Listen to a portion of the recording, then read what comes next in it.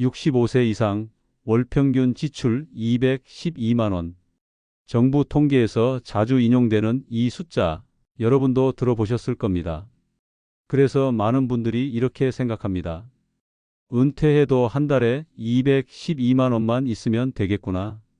국민연금이랑 약간의 노후자금만 있으면 큰 걱정 없겠네. 하지만 정말 그럴까요? 안타깝게도 그 숫자 절대 믿으면 안 됩니다. 왜냐고요? 그 안에는 당신의 현실이 빠져 있기 때문입니다. 212만 원은 모든 가구의 평균일 뿐입니다. 그 안에는 월세 내는 분도, 자가에 사는 분도 들어있고, 자녀와 같이 사는 분도, 혼자 사는 분도 모두 섞여 있습니다. 게다가 가장 지출이 많은 노인층은 아예 통계에서 빠져 있기도 합니다. 실제로 70대 후반, 80대 이상이 되면 지출이 급증하지만 그들은 조사 대상에서 빠져 있거나 너무 적게 포함됩니다. 그래서 그 212만 원이라는 숫자 하나에 노후 준비의 기준을 맞추는 건 매우 위험한 선택입니다. 오늘 이 영상에서는 212만 원이라는 숫자에 담긴 통계의 함정, 현실의 착시, 그리고 개인의 착오까지 모두 낱낱이 들여다보겠습니다. 첫째, 그 숫자 자체를 믿으면 안 되는 이유부터. 둘째, 남들도 그렇게 산다는 착각. 셋째, 의료비는 실제로 얼마나 들어가는지. 넷째, 1인 가구와 부부의 현실 차이. 그리고 다섯째, 우리는 지금부터 무엇을 준비해야 할지까지. 이 영상 끝까지 보셔야 당신의 노후가 보입니다. 첫째, 212만 원, 그 숫자에 속지 마세요. 정부가 발표한 65세 이상 월 평균 지출 212만 원이라는 숫자. 이 숫자는 마치 기준처럼 보이죠. 그래서 많은 사람이 이렇게 생각합니다. 그래, 은퇴하고 나면 한 달에 212만 원만 있으면 되는 거구나. 그런데 그건 오해입니다. 아니, 정확히 말하면 위험한 착각입니다. 왜일까요? 1. 이 숫자는 평균일 뿐입니다. 당신의 평균이 아닙니다. 먼저 중요한 점은 이 212만 원이 전국 평균이라는 점입니다. 즉, 서울의 고가 아파트에 사는 부부도 지방의 월세방에 사는 홀몸 어르신도 모두 한데 묶어 평균을 낸 것이죠. 여기서 첫 번째 오류가 생깁니다. 누군가는 100만 원도 못 쓰고 누군가는 300만 원 이상을 씁니다. 그런데 그걸 한 줄로 평균 내면 212만 원이라는 착시 숫자가 나옵니다. 이 숫자를 기준으로 삼는 순간 자신의 실제 생활 수준과 필요한 돈을 과소평가하게 됩니다.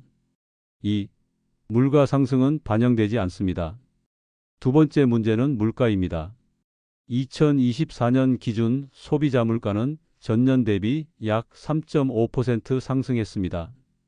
단순 계산만 해도 10년 후엔 현재 지출의 1.4배가 됩니다. 즉, 지금 기준으로 212만 원이면 괜찮아 보일 수 있지만 10년 뒤에는 최소 300만 원 가까이 필요할 수 있다는 말입니다. 노후는 짧지 않습니다.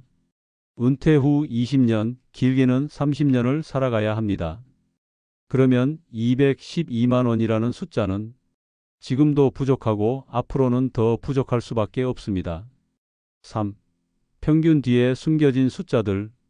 이 평균 212만 원의 세부 지출 항목을 보면 더 심각한 착시가 보입니다. 식비 약 61만 원, 교통통신비 약 27만 원, 보건의료비 약 13만 원, 주거광열비 약 26만 원, 기타 개인 지출 약 80만 원. 문제는 이 구조가 모두에게 똑같이 적용되지 않는다는 점입니다. 예를 들어 월세를 내는 분은 주거비가 50에서 70만 원 이상 나가기도 합니다. 혼자 사는 어르신은 식비가 적게 들 수도 있지만 정작 의료비와 돌봄 비용은 크게 증가하죠. 이렇게 되면 평균 지출과는 전혀 다른 삶의 모습이 펼쳐집니다. 4. 평균을 기준 삼으면 준비가 늦어집니다. 많은 분들이 은퇴 시점에 국민연금이 100만 원 나오고 좀 아껴 쓰면 되겠지라고 생각합니다. 하지만 국민연금 수령액의 실제 평균은 월 62만 원 수준입니다. 부부가 모두 연금을 받아도 125만 원 안팎. 여기에 조금의 노후 자산이 있다면 다행이지만 그렇지 않다면 212만 원에 맞춰 살기는커녕 기본 생활도 벅찰 수 있습니다. 문제는 이런 계산이 처음부터 212만 원이면 충분하다는 믿음에서 출발한다는 겁니다. 그 착각 때문에 노후 준비를 미루고 막상 은퇴하고 나서야 현실을 마주하게 되죠. 5. 중위값은 더 낮습니다. 하지만 그게 더 현실입니다. 많은 분들이 간과하는 또 하나의 수치가 있습니다. 바로 중위값입니다. 평균은 소수의 고지출 가구가 올려놓을 수 있지만 중위값은 정확히 중간에 있는 사람의 지출 수준입니다. 65세 이상 가구의 월평균 지출이 212만 원이지만 중위값은 190만 원 이하입니다. 즉, 절반의 노인이 190만 원도 못 쓰고 있다는 뜻이죠. 하지만 그렇게 사는 것이 충분히 괜찮다는 뜻은 아닙니다. 그들 중 상당수는 의료비를 아껴야 하고 외식을 못하며 에어컨 대신 선풍기로 여름을 나야 합니다. 누군가는 월세를 밀리고 누군가는 자녀에게 손을 벌려야 합니다. 그게 평균이든 중위값이든 그 안에 내 삶이 포함되지 않는다면 그 숫자는 당신의 기준이 되어선 안 됩니다. 6. 당신만의 숫자를 계산해야 합니다. 중요한 건 나는 얼마가 필요한가입니다. 남들 평균이 아니라 나의 지출 기준을 만들어야 합니다. 방법은 간단합니다. 한 달간의 실제 지출을 기록해 보세요. 식비, 교통비, 의료비, 통신비, 여가비, 자녀 지원비 등을 항목별로 나누세요. 집이 자가인지 전세인지 월세인지에 따라 고정비용을 정리하세요. 앞으로 10년, 20년을 그 지출 기준으로 시뮬레이션 해보세요. 그래야만 진짜 필요한 숫자가 보입니다. 그게 250만 원일 수도 300만 원일 수도 있습니다. 중요한 건 그 숫자가 당신만의 기준이라는 점입니다. 7. 212만 원은 기준이 아니라 경고입니다. 이제 212만 원을 다시 봐야 합니다. 그건 충분한 지출이 아니라 불안한 경계선일 수도 있습니다. 통계청도 인정합니다. 노인의 상대 빈곤율은 여전히 OECD 국가 중 최고 수준입니다. 65세 이상 가구의 절반이 생활이 빠듯하거나 부족하다고 느낍니다. 그런 현실 속에서 212만 원이라는 평균은 누군가에게는 넘을 수 없는 벽이고 누군가에게는 위험한 오해입니다. 그 숫자를 맹신한 채 노후를 준비하면 준비가 부족한 줄도 모르고 70대를 맞이하게 될 수 있습니다. 둘째, 남들 다 그렇게 산다는 말에 속지 마세요. 노후 준비 이야기를 하다 보면 가장 자주 나오는 말이 있습니다. 다들 그렇게 살아. 나만 못 사는 건 아니잖아. 요즘은 다 힘들어. 뭐 나라고 다르겠어? 혹은 이런 말도요. 주변 보니까 다들 그냥 연금 받고 적당히 살더라고. 이 말들은 위로처럼 들리지만 사실은 현실을 외면하는 방어 기제에 가깝습니다. 왜냐하면 남들도 그렇게 산다는 말 속에는 세 가지 착각이 숨어 있기 때문입니다. 1. 남들이 누구인지 생각해 본 적 있으신가요? 우리는 자주 남들이라는 말을 씁니다. 그런데 그 남들은 누구일까요? 혹시 당신보다 더 힘든 사람만 떠올리고 있는 건 아닐까요? 저 사람도 국민연금 70만 원으로 버티는데 나도 뭐. 저분도 자식한테 기대며 사니까 나도 괜찮겠지. 이건 현실을 비교해서 위안을 찾으려는 심리입니다. 하지만 그렇게 위로받는 사이 정작 준비는 아무것도 하지 못한 채 시간이 지나갑니다.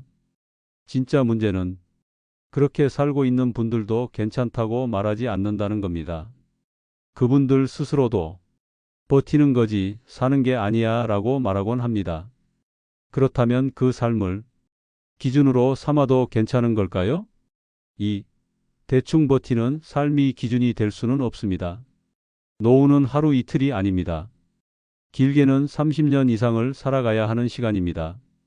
그 시간을 대충 버티는 수준으로 설계한다면 그건 노후가 아니라 생존입니다. 이제는 이렇게 물어야 합니다. 내가 원하는 노후는 어떤 모습인가? 나는 어떤 삶을 유지하고 싶은가? 나를 위로하기 위한 비교가 아니라 나를 정말 지켜줄 수 있는 준비는 뭔가? 그 대답 없이 남들도 그렇게 산다는 말만 되뇌는 건 노후 파산의 지름길이 될 수 있습니다. 3. 겉보기와 다르게 사는 사람들. 또 하나 중요한 사실. 생각보다 많은 사람들이 보이지 않게 돕고 살고 있습니다. 겉으론 혼자 사는 것 같지만 자녀가 매달 용돈을 보내고 있을 수 있고 국민연금 외에 개인연금, 퇴직연금, 임대소득이 있을 수도 있습니다. 반대로 주변에서 나도 연금으로 산다고 말하는 사람 중에도 실제로는 매달 카드 돌려막기, 적금 해지, 건강보험료 체납 같은 어려움을 겪는 경우도 있습니다. 겉모습은 비슷해도 속사정은 모두 다릅니다. 그래서 남들 다 그렇게 산다는 말에는 신뢰할 수 없는 불확실한 현실이 들어 있습니다. 4. 기준을 정하면 준비가 보입니다. 요즘은 다 힘드니까 그냥 따라가면 되겠지. 이 말은 준비를 포기한 말입니다. 현실을 직면하려 하지 않기 때문입니다. 하지만 기준을 정하면 준비가 시작됩니다. 나는 적어도 한 달에 250만 원은 필요하다. 외식은 일주일에 한 번은 하고 싶다. 자식에게 손 벌리지 않는 노후가 내 목표다. 여행도 1년에 2번은 가고 싶다. 이런 기준이 생기면 그에 맞춰서 얼마를 모아야 하고 얼마를 아껴야 하는지가 보이기 시작합니다. 남과 비교하는 삶에서 벗어나 나의 노후 기준을 세우는 삶으로 전환해야 합니다. 5. 공동체 기준은 나를 구해주지 않습니다. 그래도 나만 그런 건 아니니까. 이 말은 심리적 위안은 줄지 몰라도 경제적 해결책은 되지 않습니다. 우리가 살아가는 이 사회는 안타깝지만 공평한 공동체보다는 각자 도생이 기본입니다. 연금은 충분치 않습니다. 자녀는 도와줄 수 없을 수도 있습니다. 병원비는 계속 늘고 약값도 만만치 않습니다. 그럼에도 남들 다 그렇게 살더라는 말만 믿고 내 준비를 미루고 있다면 그 결과는 남들보다 더 힘든 노후가 될 수 있습니다. 6. 지금 나는 누구와 비교하며 살고 있나요? 마지막으로 되짚어 봐야 할 질문이 하나 있습니다. 지금 나는 누구와 비교하며 내 삶을 평가하고 있나요? 정말 나보다 사정이 나은 사람들과 비교하나요? 아니면 일부러 더 힘든 사람들을 보며 나는 괜찮다고 위로하고 있진 않나요? 비교는 때로 현실을 왜곡합니다. 그리고 그 왜곡된 시선은 가장 중요한 문제, 즉 내 삶의 준비 상태를 가리게 됩니다. 노후 준비는 비교가 아닙니다. 철저히 개인적인 싸움입니다. 남들처럼 살려고 하다가 남들보다 더 부족한 삶에 갇힐 수 있습니다. 셋째, 212만 원 중 의료비는 단 13만 원. 65세 이상 월 평균 지출 212만 원이라는 숫자를 들으면 이 안에는 병원비, 약값, 한방비 등 노년의 필수로 들어가는 의료비도 넉넉히 반영되어 있을 거라 생각하게 됩니다. 하지만 실제로는 전혀 그렇지 않습니다. 놀랍게도 212만 원 중 보건의료 지출은 평균 13만 원 남짓입니다. 한 달에 13만 원이면 과연 어느 정도의 치료가 가능할까요? 매주 병원을 다니고 정기적으로 약을 먹고 예방검사도 받고 통증 치료도 받는 실제 노인의 생활을 고려하면 턱없이 부족한 수준입니다. 이건 단순한 통계의 문제가 아닙니다. 우리 노후 의료의 오해와 현실이 간극을 보여주는 대표적인 사례입니다. 1. 의료비 13만 원 현실적인가요? 간단한 계산을 해보겠습니다. 감기나 소화불량으로 동네 의원 1회 방문 약 7천 원. 정기적인 고혈압 당뇨 약 월 2에서 4만 원. 한 달에 한두 번 정형외과 물리치료 3에서 5만 원. 비급여 진료 도수치료, 주사치료 등 1회 3에서 7만 원. 한방진료 약침, 침, 뜸 등 1회 1에서 3만 원. 정기 건강검진, 비급여 항목 검사 비용 수만 원에서 수십만 원. 이 정도만 해도 13만 원은 금방 넘어갑니다. 그리고 이건 어디까지나 질병이 없는 상태에서의 기본 진료입니다. 만약 백내장 수술, 무릎 인공관절 수술, 대상포진, 요통, 디스크 치료, 치과 임플란트 틀니, 정신과 진료나 수면 클리닉, 이런 상황이 한 가지라도 생긴다면 한 달에 50만 원 넘는 의료비가 드는 건 순식간입니다. 그렇다면 왜 통계는 13만 원만 쓴다고 말하고 있을까요? 이 지출이 적은 게 아니라 참기 때문입니다. 이 숫자에는 숨겨진 현실이 있습니다. 노인들이 의료비를 덜 쓰는 이유는 건강해서가 아니라 참고 있기 때문입니다. 약값이 부담돼서 진료를 미루고 병원비 아끼려 침만 맞고 허리 아파도 참는 것이 습관이 된 삶. 노인은 필요한 만큼 진료를 받지 못하고 받아야 할 치료를 줄이고 늦추고 포기하고 있는 겁니다. 그래서 통계상 의료비가 낮게 나오는 것이지 현실이 그만큼 건강해서 그런 게 아닙니다. 3. 비급여 항목은 통계에 안 잡힙니다. 또 하나 놓치기 쉬운 부분은 통계에서 말하는 보건의료비는 보험 청구 가능한 항목 중심으로 계산된다는 점입니다. 도수치료, 한방약침, 고주파 치료, 영양주사, 기능의학 클리닉, 개인 맞춤형 건강보조제, 이런 항목은 대부분 비급여입니다. 즉, 내 돈 100%로 내야 하며 공식 지출 통계에 잡히지 않습니다. 하지만 노년층일수록 이런 치료를 많이 받습니다. 왜냐하면 일반 병원에서는 수술까지는 아니지만 계속 아프다는 증상에 마땅한 처방이 없기 때문입니다. 결국 많은 분들이 본인 부담 100%를 감수하며 덜 아프게 사는 법을 찾고 있는 겁니다. 그 비용이 13만 원 안에 들어갈 수는 없습니다. 4. 중증 질환 한 번이면 한 해 의료비가 2배로. 건강할 때는 잘 느끼지 못하지만 노년에는 의료비 리스크가 한 번에 크게 찾아옵니다. 암 진단 연간 수백만 원, 중풍 후 재활치료 매달 50에서 100만 원, 치매 간병 매달 요양비 포함 100만 원 이상, 요양병원 입원 월 150만 원 이상도 가능. 이런 상황이 생기면 그동안 아껴둔 돈은 물론이고 연금과 퇴직자금으로도 감당이 어렵습니다. 그런데 통계는 이런 불연속적 지출을 평균에 반영하지 못합니다. 그래서 13만 원이라는 숫자가 왜곡된 현실이 되는 겁니다. 5. 의료비는 늘고 급여는 줄어듭니다. 앞으로의 노후 의료 현실은 더 악화될 가능성이 높습니다. 비급여 항목 확대, 건강보험 적자에 따른 본인 부담금 증가, 물가 상승에 따른 진료비 인상, 고령화로 인한 병원 이용 빈도 증가, 이런 변화 속에서 노후엔 한 달에 13만 원이면 충분해라는 생각은 너무도 위험하고 단순한 낙관입니다. 6. 대비책은 따로 있어야 합니다. 노후 의료비는 지출 계획의 한 항목이 아니라 별도로 준비해야 할 독립된 자금입니다.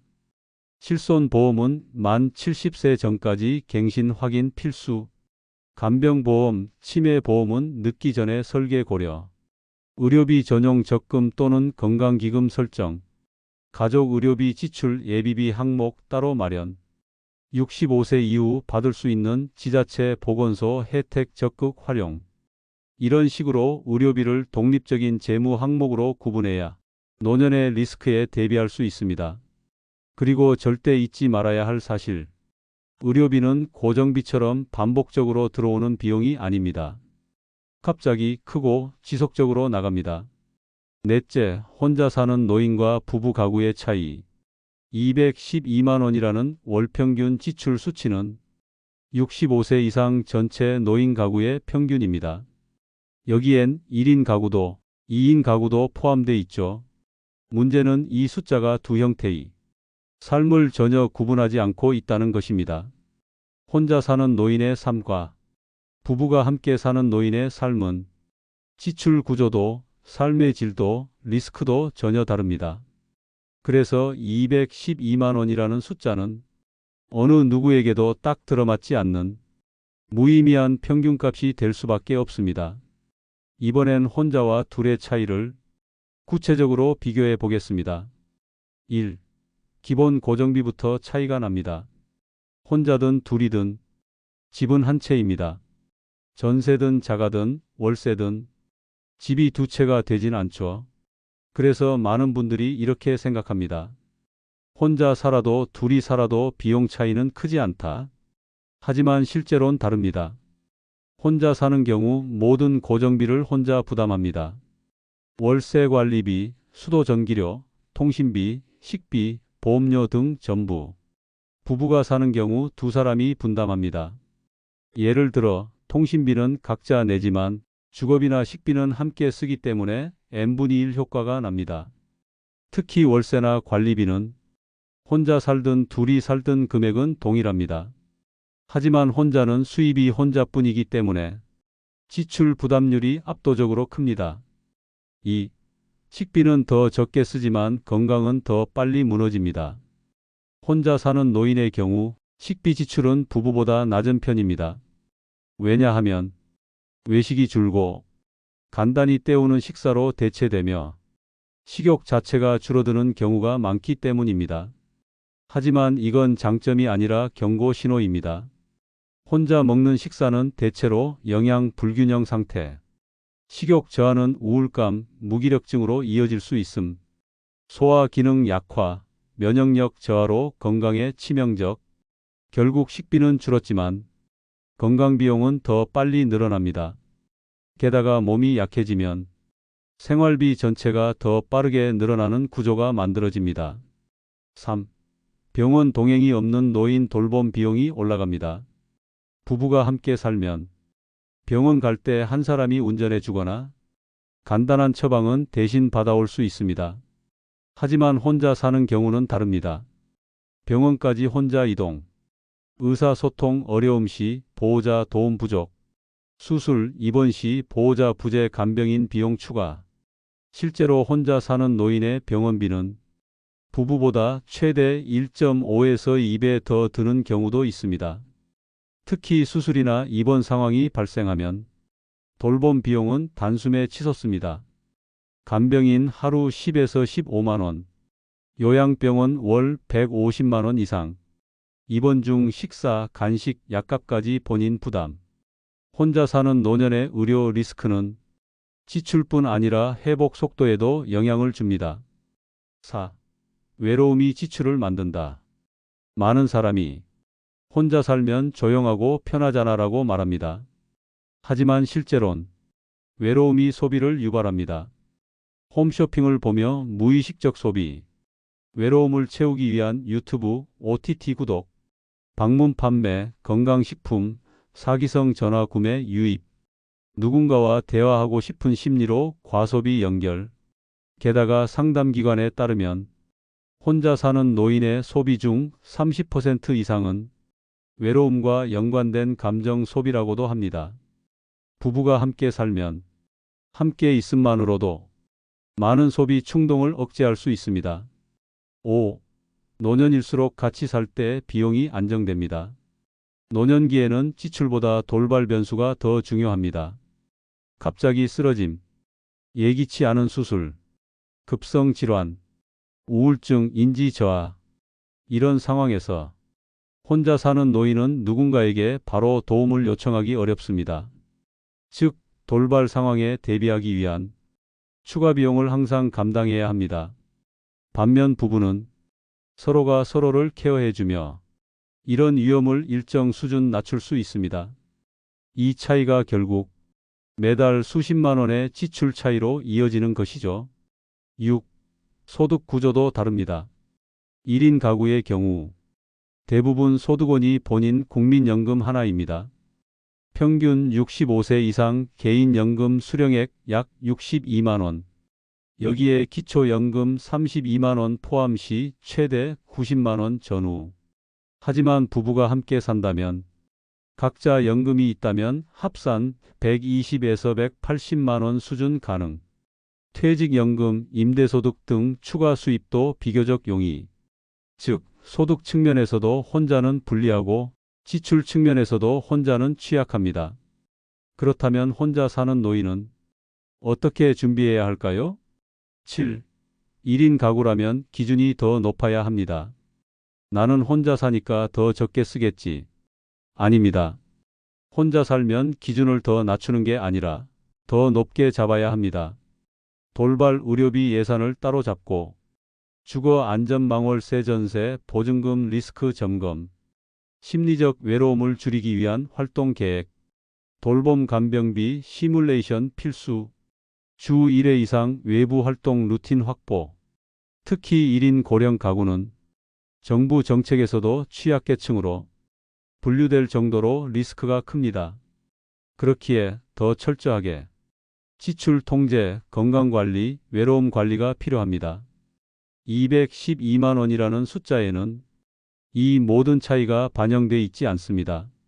혼자 사는 노인과 부부 가구는 단순히 인원 수만 다른 것이 아니라 삶의 안전성, 회복력, 지출 리스크 자체가 다릅니다. 당신이 혼자 살고 있다면 그 숫자에 절대 속지 마세요. 당신만의 기준이 반드시 필요합니다. 5째, 이제부터 어떻게 준비해야 하나요? 여기까지 함께 하신 분이라면 느끼셨을 겁니다. 212만 원이라는 숫자는 생각보다 허술한 평균값에 불과하고 노후의 현실은 훨씬 더 복잡하고 개인적이고 예측 불가능하다는 것을요. 그렇다면 이제 질문을 바꿔야 할 때입니다. 남들은 얼마를 쓸까? 가 아니라 나는 어떻게 준비해야 할까? 로요. 지금부터는 실제 노후 준비 전략에 대해 이야기해 보겠습니다. 숫자를 현실화하고 지출을 통제하며 리스크에 대비하는 방법까지 5단계 로드맵으로 정리해 드릴게요. 1단계 당신만의 필수 생활비를 계산하세요. 노후 지출은 남들 평균이 아니라 당신만의 기준에서 시작돼야 합니다. 먼저 최근 3개월 동안의 지출 내역을 항목별로 나눠 정리해 보세요.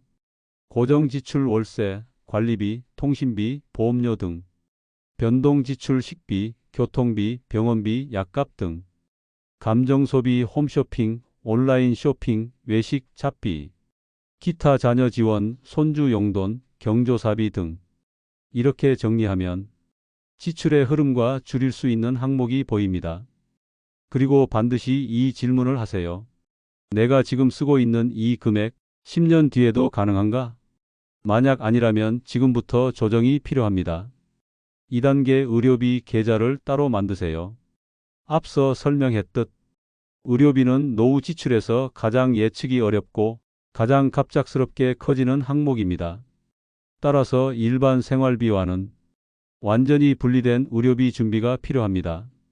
매달 10만 원이라도 따로 적립. 고관절 무릎 치아 등 예상 수술 항목 미리 계산. 실손보험과 간병보험 유지 여부 점검. 건강검진 결과에 따라 향후 치료비 예측.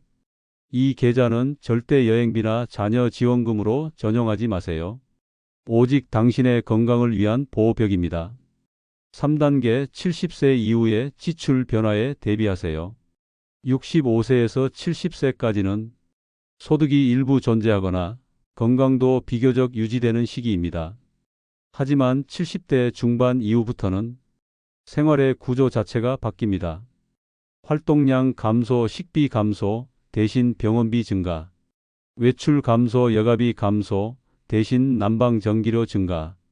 우울감 증가, 불필요한 감정 소비 발생. 인지력 저하, 사기 피해, 금전사고 증가.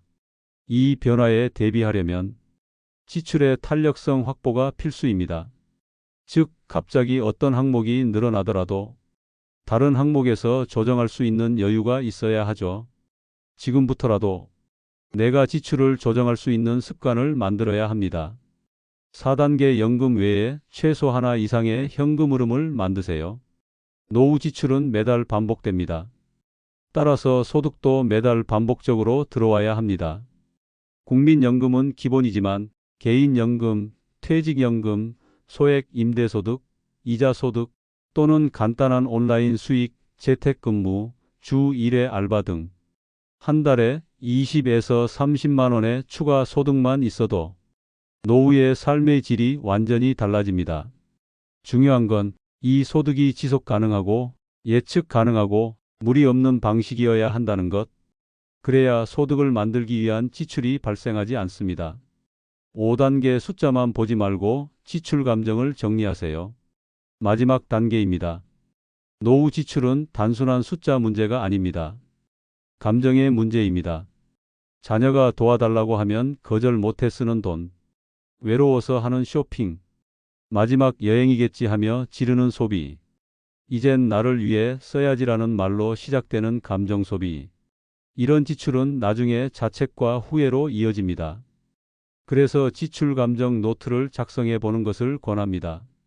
어떤 날, 어떤 이유로 돈을 썼는지, 그 소비는 기분을 좋게 했는지, 다음에 같은 상황에서 어떻게 다르게 할 수 있을지, 이런 기록이 쌓이면 자연스럽게 지출이 의식화되고 불필요한 소비가 줄어들며 당신의 노후는 더 건강하게 정돈될 수 있습니다.